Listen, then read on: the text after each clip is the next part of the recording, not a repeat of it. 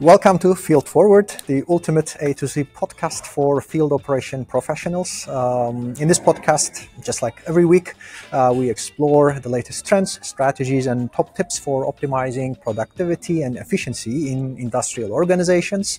Not only startups, not only industries, but also other pillars like investors. For example, this week is going to be the first episode that we are having an investor standing point. So I'm your host, Cihat Kahraman, the CEO and co-founder of VSight.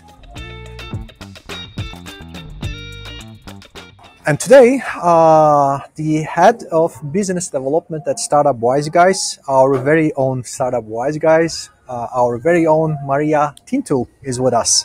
We will be exploring the role of investment and startups in industrial organizations and startups that are trying to crack the markets, especially in XR, especially what are the behind the scene, what are happening.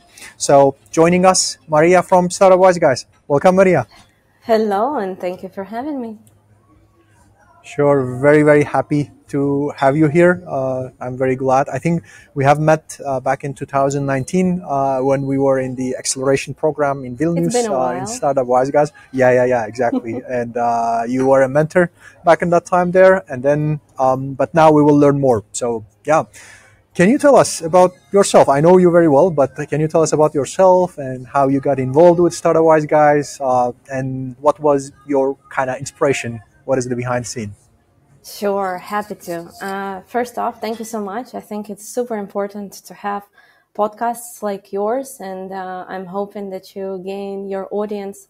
I know it's not easy to look for it in the beginning, but guys, do reach out to others who might be interested in this podcast. Now, about me. So yes, my name is Mariia. I am Ukrainian, and I work with international sales. It feels like all my life, but in fact, it's only 10 years. So I've started a while ago from very simple sales position in like IT company. And from that moment on, I started learning more and more and more about business development, about international expansion. What does it mean to have an international business? How to enter new markets? Why do you need to care about your positioning and branding and messaging and all of these fancy names and things. So I have worked in IT outsourcing for quite a while, and my last gig was very specific niched company, like agency, that was doing AR/VR development. So I'm in the field for 5 years. I worked with various brands and businesses all around the world, from funny things like creating an Insta filter for Black Eyed Peas to serious things like launching the first 5G network in Norway using our augmented reality case. So, you know, the experiences you get in life, you never know where it gets you. But yeah, well, I think when we met with you, I was still just a mentor in the Startup Wise Guys. So I've been in this status for 2 years, and I have been mentoring on mainly sales, international business development, and a little bit of networking, because I was also quite a traveler on all the business conferences or startup conferences all around the world. So that was also in my pocket. And then at some point, I don't know, it just happened. You know, Cristobal, our CEO, reached out to me saying that there will be this new program and he would really like it if I could join and maybe lead it as the main coach.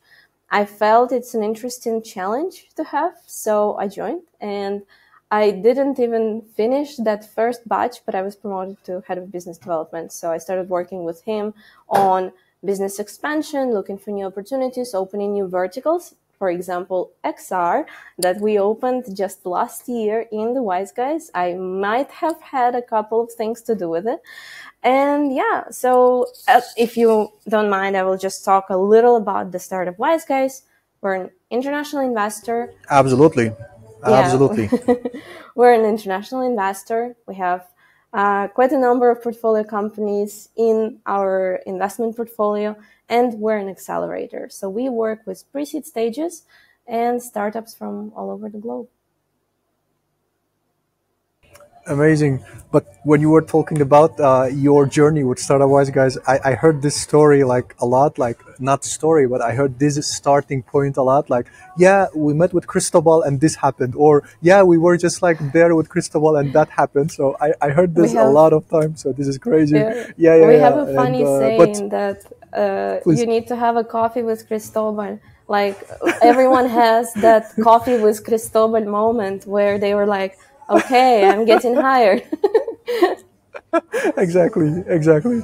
But yeah, we are sending our greetings to Cristobal from here. So yeah, very loud one.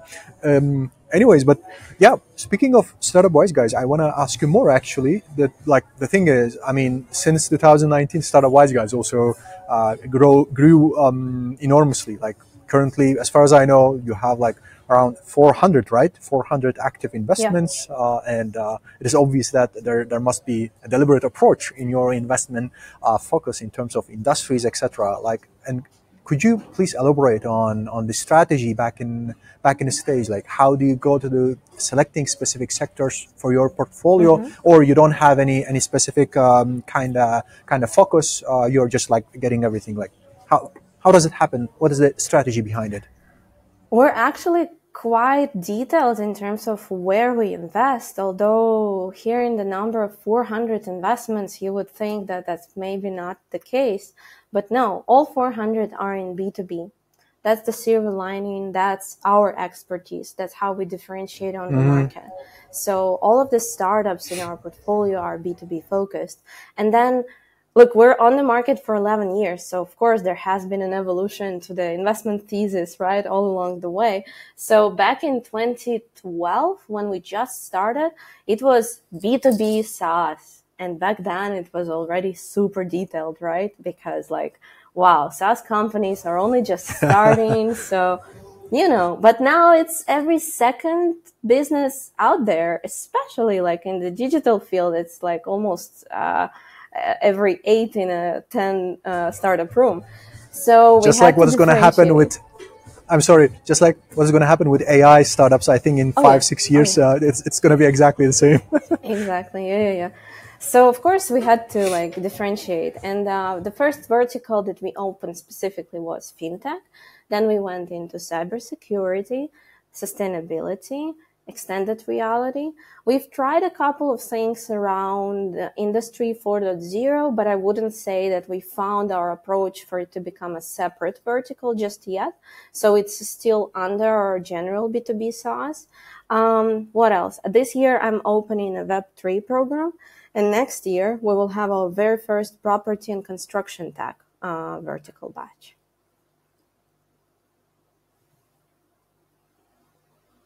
Very interesting.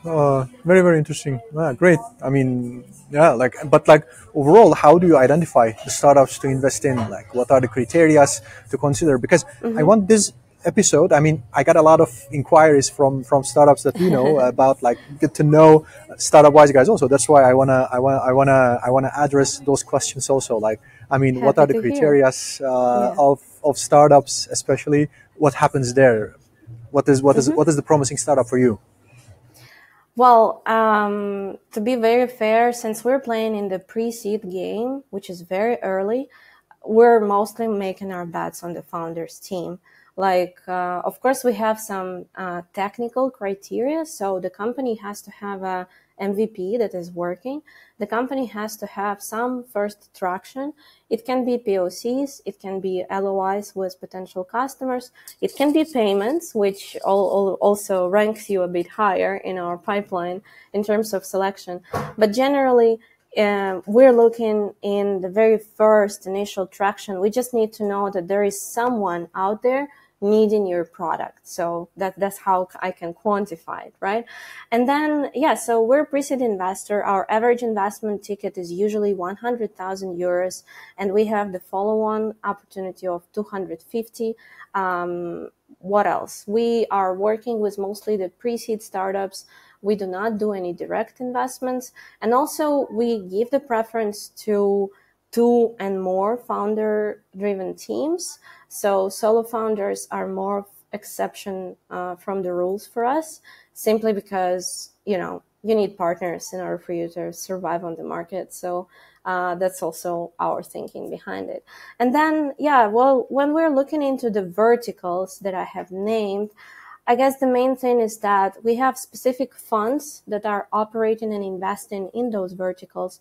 So we have general partners who are experts in the vertical, and they are the ones doing the assessment of what's the market opportunity for this idea, how innovative it is it something, is it really an innovation to the market, or are you just re-accommodating, let's say, the usual pipeline or methods of working, but maybe you're reimagining it or improving it in a way. I would say that generally for the Startup Wise Guys, our mission is to help founders become entrepreneurs and build sustainable international companies. And the word sustainable here, we almost translate as the betterment of society. It can be very down to earth, helping with operational processes, factory automatization or HR processes optimization, whatever it is. Or of course, it can be green tech, climate tech, and something around education.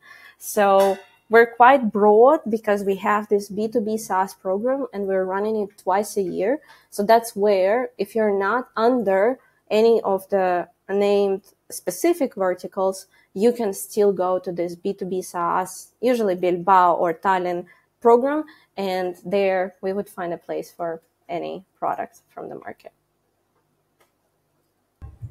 Amazing, thanks.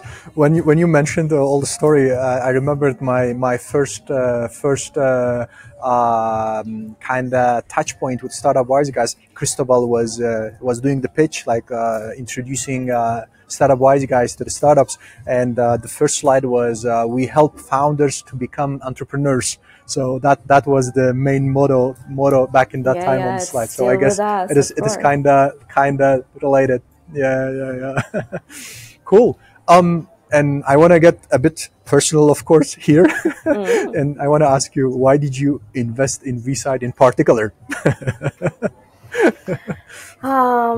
Well, first off, the team, and it might feel awkward for you to listen to this, but we do believe there is a great team behind the product. And usually for us, it's can these people make it happen? Sometimes we look at the project or the product or technology, whatever it is you guys are creating, and we're thinking, oh my God, that's so bad. Like, you will have to pivot so many times on your way. But if we see that the people behind it can make it happen and have the drive, have the fun in it, have the will to actually make the most out of it, that's where we invest. So I think with you guys, it was super interesting because you were already thinking about how to approach this more industrial type of audience, which needs a lot of help. Like for us, it's also always a question, can we actually help this team? And do they need us? Like, where can we push them so that it makes sense? And for them, it's also a very useful time that they would be investing, because in the end of the day, you're with us for at least 3 months. And now we're sometimes doing 5 months programs with the breaks in between. So it's quite an investment, right? And you want to spend this time not just learning basics of the business, but getting introductions, speaking to investors, getting some unique experiences that you would not otherwise find on Udemy or somewhere else. So yeah, I think with you guys, it was simple. We believed that this team can deliver, and then we just needed to figure out how can we help. I'm very happy to be part of it since then. So thanks a lot. Great. I want to kind of elaborate further and ask you, like, are there any other startups in the same domain, like either manufacturing, etc.? Like, I know Factory a bit in the similar domain, but can you give us a bit of like more insight about rationale behind it, and what specific factors and opportunities do you find compelling when investing in the manufacturing scene, for example? I would say it's difficult because you guys are facing a very conventional business in front of you. So bringing innovation, especially back in 2019, speaking about XR technologies, I'm pretty sure that was quite a nut for you to crack, right?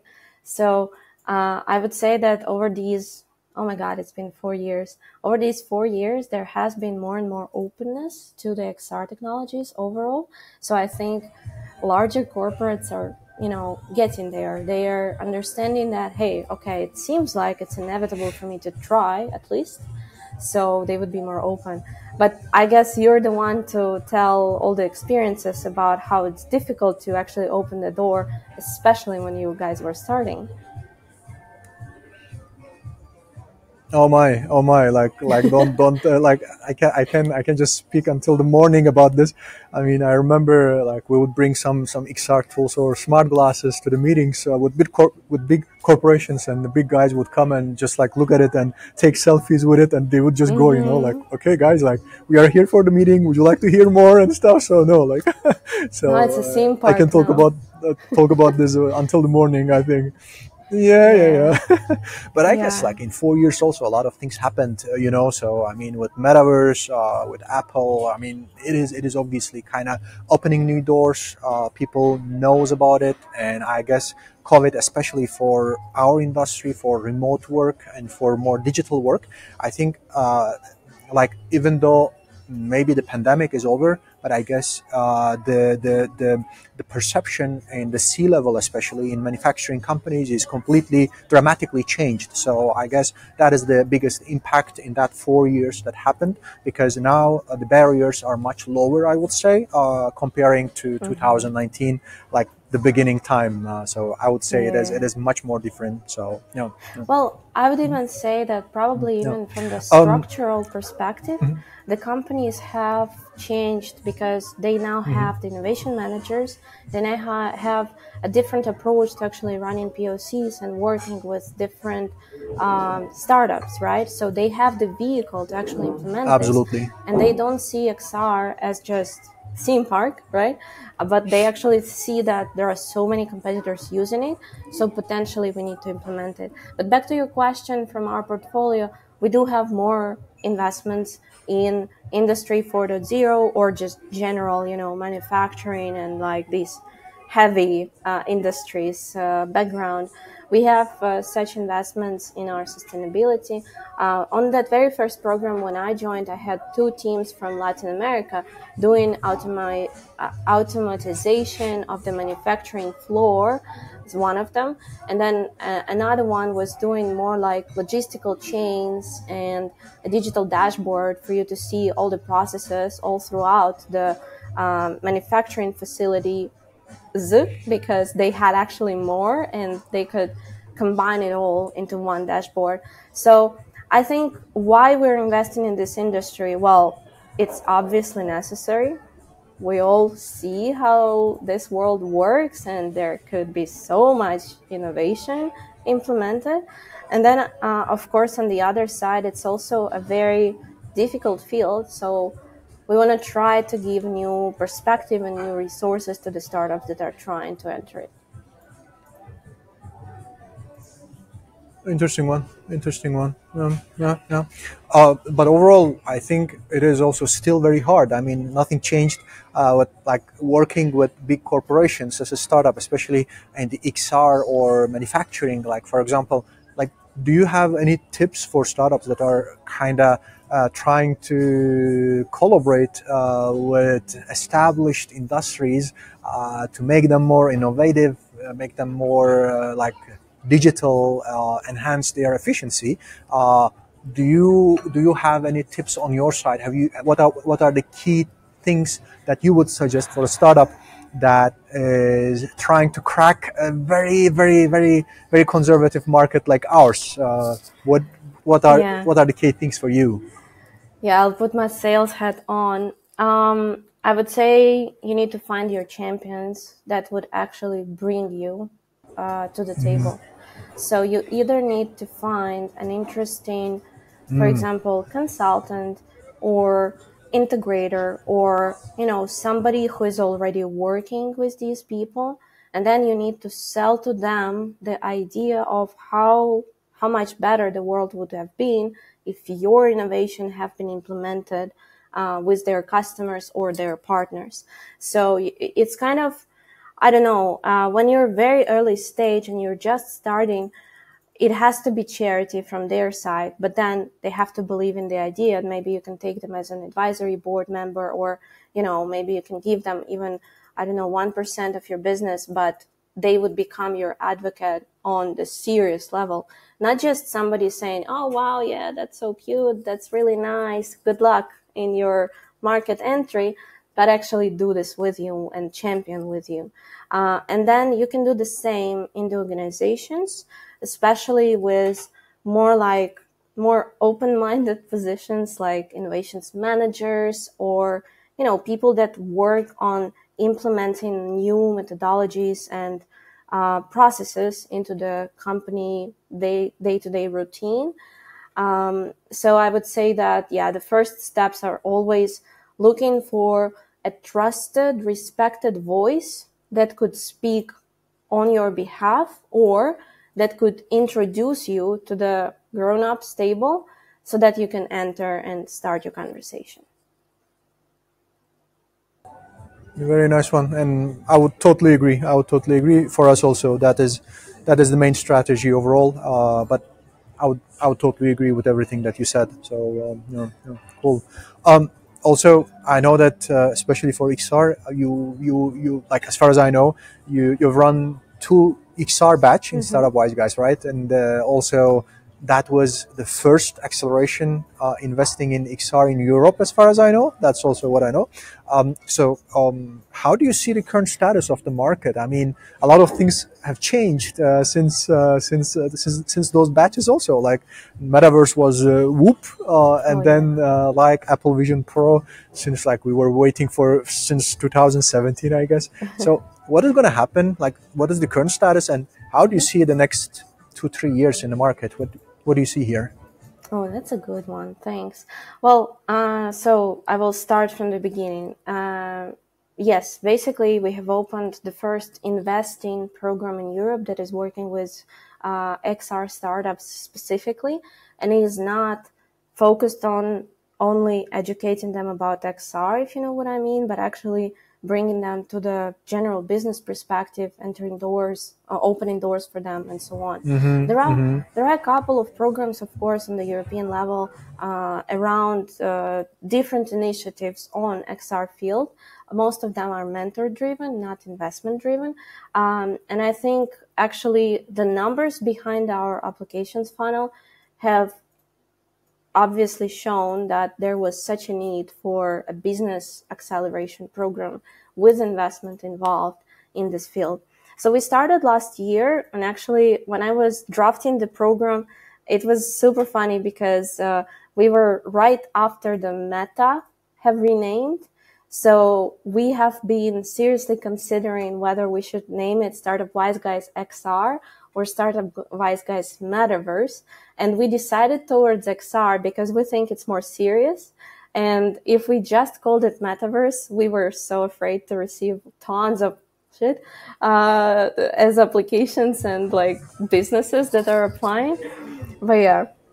And now, of course, I think there is a new spike towards it thanks to Apple.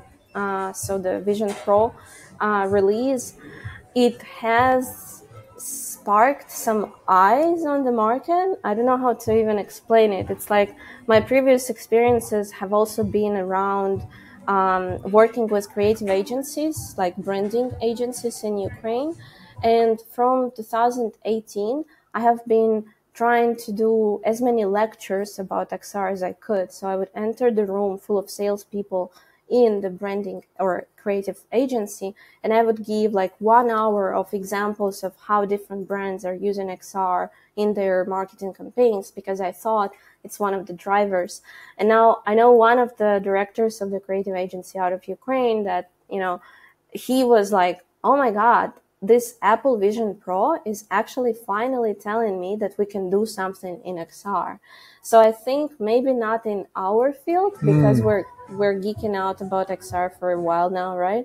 But I think it has involved, well, not yet because it's not out on the market, but it will involve quite a broader audience to actually look towards XR, not only in terms of buying a PlayStation VR headset or Oculus VR headset for you to just play I don't know, some of the VR games, but actually do something business related. And yeah, so we have run 2 batches. We have invested in 10 teams in the first one, 9 teams in the second one, and we will definitely do the next one next year. I don't know the dates yet, probably second part of the year. And it's super exciting, and I'm super happy we're doing this. Cool, cool, cool. Glad to hear. But also, like for us, also kind of like it was the same. We never used Meta or Metaverse in our marketing campaigns or anywhere on the documents, etc. So it was completely out. We didn't want it to get involved. But this time, this spike is kind of different. I see it different, and having such a device and in every market, such a complicated device and made simple. I would say with the user experience also, I would expect something big. So let's see. I'm stay tuned. I'm very excited. So let's see. Let's see. Speaking of the startups and XR startups specifically, I want to also ask you. That's one of the questions that we got a lot, and actually, it's also gonna kind of put some light on our startups also. So, comparing to other startups, what are the differences regarding the investment process, coaching, and what is the difference, especially from the founder's perspective? I want to ask you that. Thanks. Investing perspective. I think because of how wide the angle of our investment is, we of course see differences between various verticals. And I would say XR is coming out of development agencies mostly. We have seen a lot of like creative teams that have been working as subcontractors for different VR tools or projects are now coming up with their own products. And it's interesting, but also challenging because they are used to the business model where you're always self-sufficient, meaning as an agency, you kind of need to run your cash flow so that you can pay salaries, and you're almost never looking for investors for such type of business. And when you're switching to the product, I think some of them are getting caught up with still having an agency as a side business and trying to pay for the development of this product in the cost of the agency, which is bad. Like, don't do that. It's two different businesses. They have to have their own separate unit economics. And if you want the agency to pay for something, qualify them as your investor and actually make it properly. Because if the investor comes in and they see that this is not your focus business, or that you're still running majority of your operations in the agency business, they will get doubts, or they will simply not invest because it's not a scalable idea when the founder has to operate in between two different businesses. So I would say it's one of the tendencies that we saw with the 2 batches and scouting seasons we had. And trust me, we've seen a number of applications, because for the first cohort, I had 160 applications. For the second cohort, we got 360 applications already. So we've looked through the Whoa. market. Yeah, yeah. And another thing is Yeah, actually yeah, that yeah. I think the startups are a little bit higher, the valuations are a little bit higher than in more generic B2B business sectors. I don't have an answer as to why exactly, but that's something that we see. I would ask Another, that actually, like oh why yeah, why it is like that. why? I think because of how specific the technology is and how specific the business cases are, and usually it's kind of a little bit easier for you to get your first POCs or LOIs with businesses that are looking for XR, if you know what I mean. Like, I don't know, if you work with Qualcomm, if you work with Meta, if you get grants from Apple or HTC for you to start developing your business, then all of a sudden you're validated by a big corporate, right? But it doesn't mean that you got your traction on the market. And I think that's a big misconception with XR people. Like, we're so nerdy in our own crowd. Like, I see XR events and there's always the same people. Sometimes we attract somebody from the outside who's like curious, but most of it is the same XR personalities, speakers, influencers, just going from one XR meeting to another. And I think it's cool. Like, you have your own comfy zone where you know everyone and they fully understand your problems. But then it doesn't reflect your business perspective, meaning almost none of the XR businesses are actually XR, like the audience for them is XR. Maybe in deep tech, when you're working with, I don't know, 3D generation or optimization of VR experiences or creation of haptics, hand tracking, and so on, then yeah, sure, you need to go to XR places because that's your audience. But for many of us, like, you're not the one supposed to be hanging out at XR meetups because you need to be at the manufacturing congresses, you need to be at exhibition floors of all the innovation for, I don't know, factory management and so on, right? So that's the biggest Get the hands dirty, mistake. huh? I know, yeah. But that's the biggest mistake that I see XR founders are doing because of how comfortable it is to stay in this line. You do not even recognize yourself as medtech startup or industry 4.0 startup. No, I'm in XR. Here is fine. No, it's not. Go out there and find your group because you need to be where your customers are. If you want to whine about technologies, about Apple taking too long or something else, you can go every once in a while for the XR crowd stuff, but otherwise, it's not the place.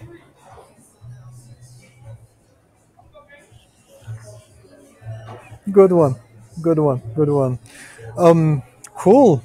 Mariia, it was an absolute pleasure to have you here, and I think it would be amazing for the audience also, especially for the startups and other investors that wants to get involved with the startups in XR.